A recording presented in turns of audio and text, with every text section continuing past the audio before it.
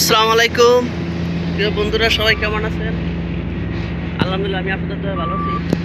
এই যে আজকে আমরা পাহাড়ের কাছে কাজ করতে আসলাম, কাজ করতেছি। এখন বাজে হলো 11:30। আজকের জন্য আমাদের কাজ শেষ। আমরা আপনার আসছি রাত 4টা বাজে আছি। এখন কাজ শেষ। আমাদের যে কাজ রাস্তা সামারতে আছে, ঠিক আছে, যে রাস্তা চলতে আছে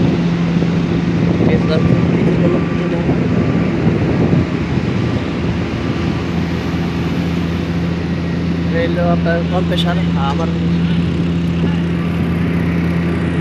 अरे दुई भाई बहुत अच्छा है, इंडियन है ये दुई भाई, बहुत अच्छा है।